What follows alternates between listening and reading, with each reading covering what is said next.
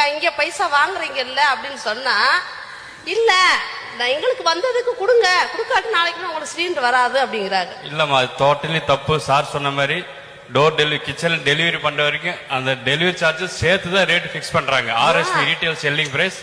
நீங்க ஒரு பைசா கூட கொடுக்க தேவையில்லை.